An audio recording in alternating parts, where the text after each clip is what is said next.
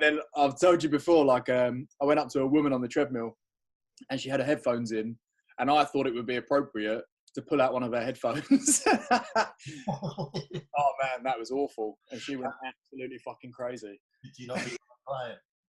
Oh man, she never became a client, surprisingly. I don't know why.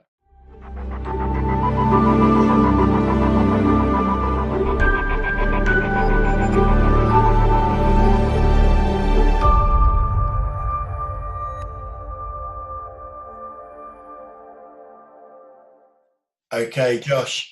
Thank you again for joining me today on the FitPro University interview. How are you getting on?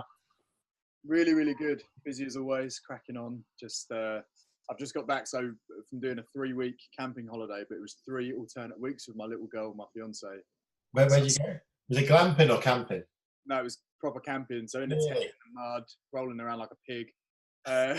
So yeah, basically we did Wales for a week, and then we did the Highlands of Scotland for a week, and then we did the Lake District for a week. So I was completely, literally off the grid, no signal, no Wi-Fi for 3 weeks, but I had a week in between each one.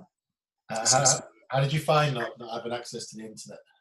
It was actually really good. So like, especially for my little girl, because she had no TV, all she had was books and games and like parks and streams and stuff. So that was amazing for her. I was a bit sneaky. There were a couple of times when I snuck into like a Costa when I had to go into like the town, you know, and just on to make sure there were no fires or like anything out of control. But it's a good thing, because one of the things that I teach a lot of is like systemization and optimizing your business so it kind of runs when you're not there. And that this was kind of a proving ground for me to kind of show that, you know. So that was kind of cool. But it's good to be back. It's good to test and see it all work, you know, what you're actually doing. So, yeah, you know, let's jump in. Tell me where you are right now with your business. What's going on? So, running 2 businesses at the moment, and then the third one is a Facebook group called UKPTs, which you know of. So, PT Toolbox is my online resource for personal trainers. There's courses, CPD, downloads. There's basically everything a personal trainer will need as like a hub in one place. So that's growing. Our official launch date is October the 1st. So we've got about 55 members on the free trial at the moment. They're kind of like beta testing it and stuff. And the feedback so far is really good, really comprehensive. And then we've got Southend Personal Trainer Academy, which is my other business. And we do level 2 and level 3 courses like personal training, gym instruction, as well as sports massage. So we've had a big redevelop of Southend PT, like all of our systems and the way that we're running everything. And that seems to be working really well. Like we've got some new Facebook ads running and they're going absolutely mental, which is amazing. So it's getting there slowly but surely. Okay. Did the 2 link together? So the guys on your Southend PT Academy? Yeah. So what we tried to do to add more value to our graduates, we give them a 6-month free trial of PT Toolbox. So as soon as they finish, they get the code to get the discount, and then they go straight on. And that has everything from, you know, how to write a CV all the way up to opening your first gym. Like it's got business, marketing, anatomy, nutrition, training, discounts. It's got everything. So it's like a really good feeder system. And then if somebody wants to actually qualify in, say, sports massage from PT Toolbox, then they come to Southend PT. And it works really, really well, you know? Yeah. And so with the guys sort of coming through the PT Academy in the minute, how many of them are sort of actively, you know, going through the PT Toolbox and using what you're teaching in there, or trying to go by themselves? Do you know what the numbers are? I don't really know the numbers at the moment because we haven't had the official launch, but I think out of 55, probably about half of them are our graduates, but they're only people that I've spoken to face to face. I haven't actually put it out to our graduates officially yet. So I've got a few people trialing it and making sure it's all good and everything. But every single one of our graduates gets free business coaching as well, if they choose to. The uptake on that's quite good. It's probably only about 30% of our graduates decide to do that, because we actually have a business day within the course. And then we also have recruitment days as well, where gyms come in to speak to our graduates as well. So by the time they're actually finished the course, sometimes the business coaching isn't as necessary as it would be if you had someone from, say, the training room or whatever, you know. I did them. Anyway, right. let's go back to the beginning. Tell me how you got to where you are now. So what was your first job within the industry? Okay, so we're on a time cap as well, aren't we, for the recording? Is that right? You wanted half an hour, is that right? That's perfect. It's just, I'm just thinking for the recording. So Yeah, I'll God, I'll just shut up and let you get on with it. That's all right. That's cool. It's just I can go in depth or not so much. But so basically, in 2005, I was studying at college. One of my tutors said, "Look, do you want to do a fitness instruction course? It's completely free. You're level 2." And I said, "Yeah, why not? Like, I love the gym. I was training loads. I was missing lessons to go for, chest day." And then I think I said to you last time, I even missed an A-level exam because I had to go and train. And that was just ridiculous. Like that was just fucked up. But, priorities back then. And so, yeah, after about 2 years, I'd, gone to different council run facilities. Like my old school had a sports centre and I was the fitness instructor there and everything. And that was back in the day when you used to get paid to just be a fitness instructor, sit behind a desk, clean, do reception work, etc. And then in 2007, I was offered just a gym instructor job at LA Fitness.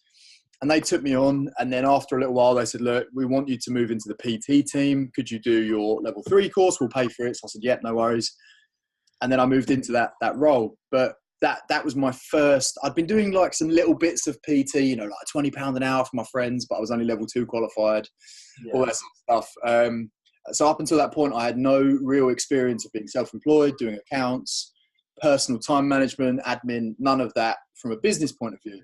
So I went into this role as a freelance PT. I was paying £830 a month rent, and you basically pay your rent. Say again? How long ago was that you were paying that much rent? 2007. I was in London then. I was paying about 600 in Liverpool Street. It's ridiculous, isn't it? It's insane because that same club now, which is kind of like a rural club, it had at the time about 5,000 members, but it was no way was it in any comparison like a London club. So, but now they charge like £1,000 a month.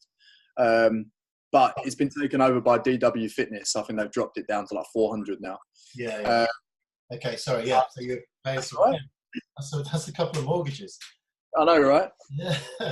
So, basically, I would pay my rent every month, and then you could have a little bit of support from a mentor, but they generally weren't great. And I just thought, you know what?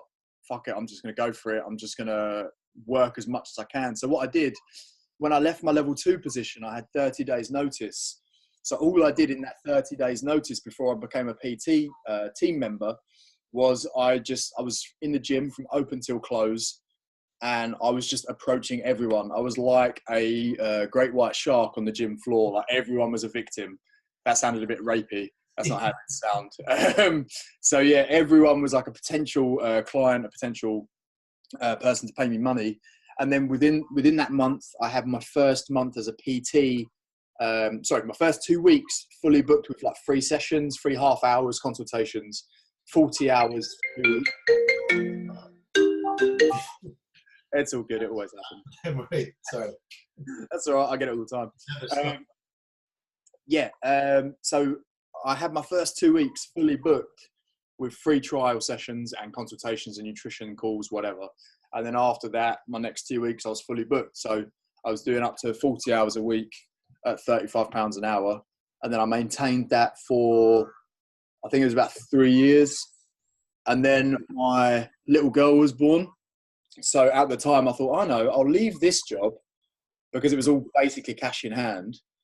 And I stupidly wasn't declaring a lot of it. And then I thought, if I want to get a mortgage, I should probably go and get an employed job. So I went to Virgin Active. I got headhunted by them, and they said, look, we'll pay you a wage and we'll give you commission and you'll get all these benefits and everything. And then basically it turns out the manager had lied to me, and that wasn't actually what I was going to get. So there was no basic wage. It was all commission. So anyway, after 6 months in that job, I was hating it. I didn't like the people, didn't like the club, didn't like the members. Like it was just the wrong setting for me. So then I got a job as a tutor teaching PT courses. And so that was in the end of 2010. And then basically it's gone from there. I worked for the training room, like a large corporate provider. for 3 years, and then I left them in 2013, and then set up PT Toolbox. And then in 2015, I set up Southend PT Academy with my right-hand man, Steve. And it's just grown from there, basically. So that's kind of the backstory, and that's where it all comes from. So going back to gym floor, because a lot of trainers, that's where they normally start, isn't it? Going to a commercial gym. How did you build up so quickly? You say you were walking the floor. Was it literally stalking people, or was there a tactic behind it? It was basically like it was very like predatory. So I would go up to someone, and it was a variation of this script. It was basically, hi, what's your name? They go, oh, my name's John. I go, oh, hi John, I'm Josh. I'm the resident personal training expert in this gym. So that was a bit embellished. I'm the expert personal trainer here. What are you training for? And they'd say, oh, I'm training for fat loss, blah, blah, blah. And I'd say, how's it going? They say, oh, well, I'm not really losing this, or my weight loss has plateaued, or whatever they said. And I'd say, okay, well, I can help with that. Would you like a free session? And they'd say yes or no. And then I'd book them in on the spot with my diary. I had my diary in my hand every day and my pen. That was all I had. Didn't have social media or anything. But that was like the evolved version. So when I first started out, it was, hi, I'm Josh. I'm a personal trainer. Would you like a free session? And that's what I'd say to them. And then I've told you before, like I went up to a woman on the treadmill, and she had her headphones in, and I thought it would be appropriate to pull out one of her headphones. Oh man, that was awful. And she went absolutely fucking crazy. Did you not become a client? Oh man, she never became a client, surprisingly. I don't know why. So from them, because I'll be honest with you, like that's how it was told, wasn't it? So when I worked in commercial gyms, like the manager at the time, go and chat to everyone. There was like 6 trainers. I'm surprised people came down to the gym, because the amount of hassle they got from the trainers. 100%. What have you sort of learned now? So now you're teaching trainers. What have you learned compared to then? So for your guys coming off your courses now, going into a commercial gym, how do you tell them now to build a client base in a commercial gym? So probably the biggest thing that we say at the moment is that you need to find a way to deliver value to those potential clients rather than just harassing them, because everyone in every different medium, be it Facebook, email, is getting harassed with marketing all day, every day. How many times, like especially you as a business owner, how many times do you get an email from LinkedIn, someone saying, oh, do you want SEO? Do you want a new website? And I'm like, fuck off, no one cares. So what we need to do is deliver more value to these people. And the biggest one I've seen at the moment is doing things like on the gym floor workshops dedicated to kind of your niche market. So let's say, for example, your niche market is Mary Muffin Top. She's between 40 and 50 years old. She struggles with nutrition, struggles with training, has, bounced from fad diet to fad diet. So maybe you use the studio in some downtime for free, because obviously you work there. So you get the Group X studio and you say, look, I need some tables and chairs. I'm going to do a 2-hour workshop on the 10 most basic fat loss principles. Drink more water, set your calories at this, eat more protein, blah, blah, blah. And then if you give this value and show your expertise, people are going to be more likely to trust you and then eventually buy from you. And I do still think that walking the gym floor, if those members are available, is a very, very good way of building your business, but just be smarter about it. Yeah. So we actually teach 3 different ways to do it.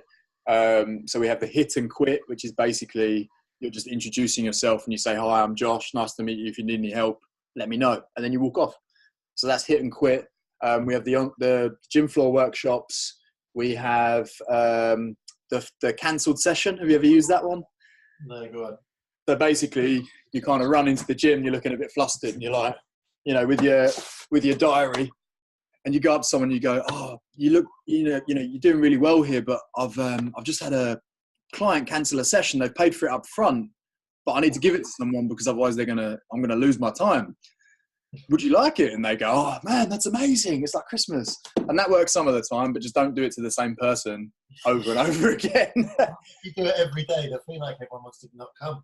Yeah, exactly. Just 15 hours a day, just running around the gym floor looking like a mentalist. So I just think, rewinding a little bit, I just think with building a business in a commercial gym, find your niche. Don't be afraid to speak to people, because everybody should be your friend in that gym. Befriend all of the staff, especially the receptionists and the sales team, because they can be an absolute goldmine of referrals. So that's what we actually call winning the hearts and minds of the staff. You know, like we did things when we moved into this gym, Exercise for Less, for the Southend PT Academy. We used to bring in like big boxes of donuts every day for the sales team, and like we bought them a coffee machine to put upstairs in the staff room, like a filtered coffee machine. And then they just start referring people, and they start talking about our PT courses. And you know, like if we sell one of them, our profit level on one course is like 96%. So it, for donuts and coffee, easy. Yeah, massive sense.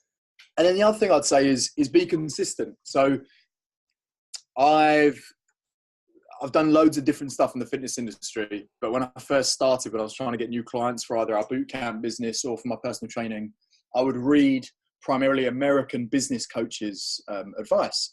And I'd see this new tactic come up, or I'd get emailed to me, and I'd go, oh man, we're going to try that one. We're going to try working with a local charity and do this, that. And, you know, and we do it for like 2 weeks. I go, this isn't working. Let's do the next one. But in reality, if I'd have just stayed consistent with our marketing and whatever tactics we were using, probably would have paid off within 2-3 months instead, you know. Same as like Facebook ads now. People just expect, you know, I'm going to launch this Facebook ad and within an hour I'll have $2,000 or whatever. Like, it just doesn't work that way. Crazy. That's the hard thing. So, and with the guys, so do most of your like graduates, do they go on to work in gyms, or do some of them train at home? They get their own studios?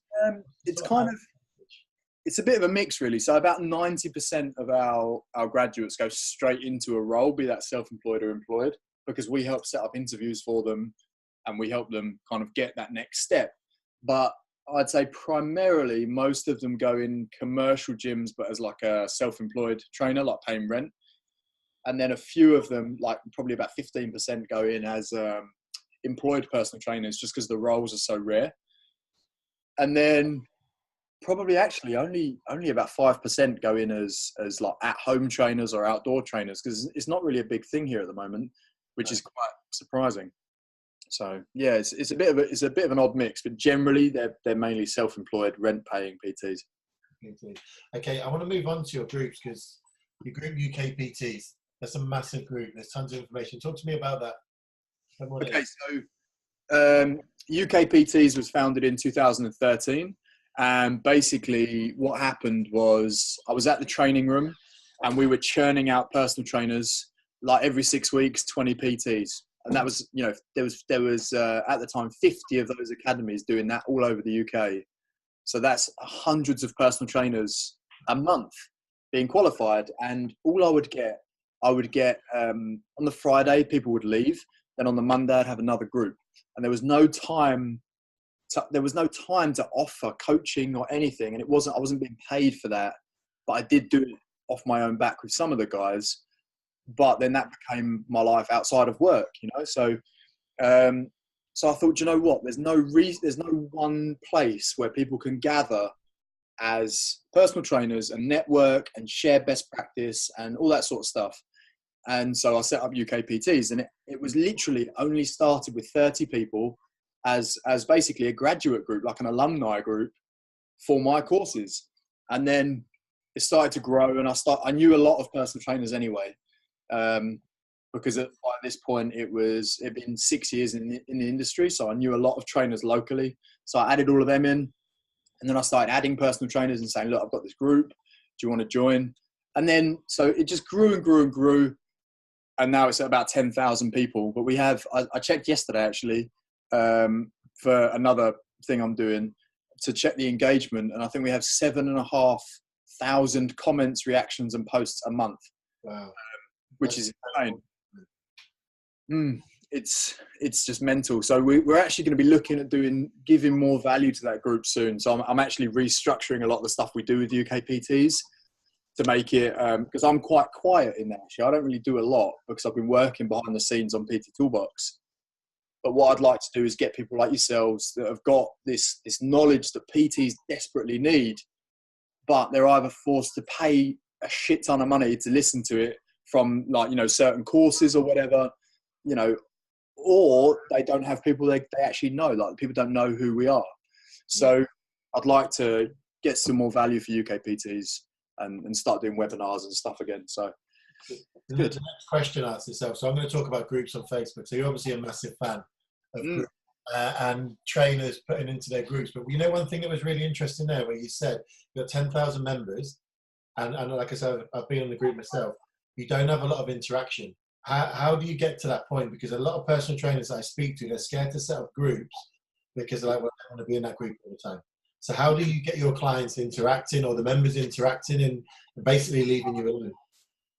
I think the biggest thing is making it feel like a community. So I think one of the biggest problems that personal trainers have is they don't actively promote questioning and their clients posting up. So what I would probably say is, if you're a personal trainer and you've got a client base of, say, 10 to 30 clients, as an example, I would say to each and every one of them directly, I would say, look, I've got this new group. This is going to be the hub for all of the questions and all of the information that I offer.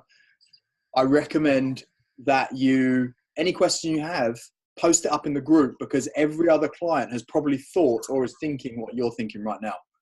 So I think you just really need to promote it as a place for open discussion and basically avoiding judgment. So I know in UKPTs, for example, someone will post up about Herbalife and they get absolutely massacred. But, generally it's like a very judgment-free zone, and anyone that's being a bit of a dick will just be cut from the group pretty much immediately. So I think the other thing is, a lot of people focus on interaction too much. So interaction is obviously a very good thing, but the main thing you want to consider from a group is it's a closed environment where people can consume your content regardless of the format. So videos, whatever. So as long as those people are in that group and they are watching your videos, they're reading your posts, they're looking at your photos of your, chicken and broccoli or whatever, as long as they're consuming the content and the membership isn't dropping, that to me would be the main thing. And then as people start to feel more comfortable, they may watch in the background for months, and then they might feel comfortable and just post their first question, and then it just grows from there. So I'm quite lucky, because with UKPTs, it was a very, very natural progression. I never had to force it to grow, and I never had to force the interaction at all. And then there are some other tactics as well that you can use, such as questioning, live Q&As on Facebook Live. That's a really, really good way to boost interaction. You can do free giveaways. If you said, I've got this ebook, it's got all these recipes in, if you want it, just comment yes below and I'll post it up when I get 25, little things like that. And I think with a face-to-face trainer, it's a lot easier because your clients know you. They're going to be more comfortable with you because you've already got that rapport face-to-face. So I think, it just takes time, consistency again, same as everything else, That's really, because a lot of people want stuff today, and it takes a long time to build up. So I did an interview a while ago with Jordan Lark, and he was talking about that. It took him sort of 3 to 5 years to build his online training business, and he built it up to over 190 clients a month. But at the time, but people want it every day. They want it today. So sort of moving forward with trainers, what are your sort of top tips, for them to get clients either within a gym, or actually let's go to your Facebook. So, with your group, so you kind of dominate that area of Facebook. So tell me about Facebook. How would you get clients off Facebook if you were a trainer today? So I would probably say number one is focusing on the content designed for your niche. That's the basic. That's going to be transferable across your whole business, any marketing platform. Everything has to be about your niche market, because if you're trying to communicate with Mary Muffin Top, but you're talking about gains and broccoli and chicken and deadlift day, that's not going to be relatable to Mary.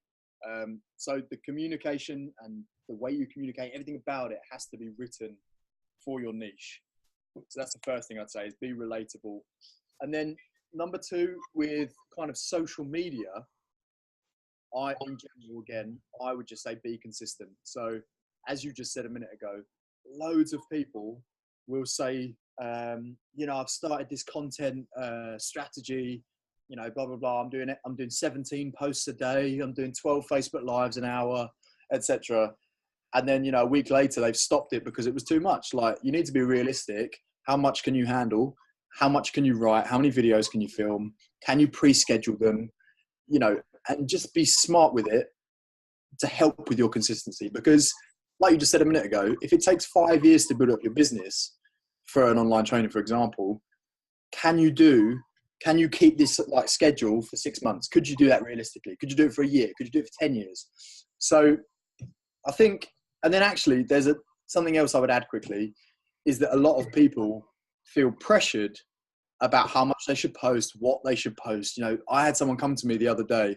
It's one of my business coaching clients, and he said, everyone's telling me I need to write articles, but I'm dyslexic.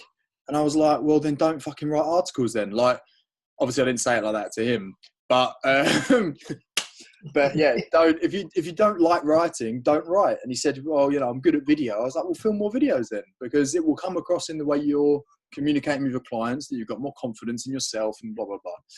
So yeah, I think be consistent, be patient, focus on your niche market massively, and then choose the medium that's best for you. And then that also actually, not only from the content perspective, you know, video, articles, whatever, but also from the platforms you choose.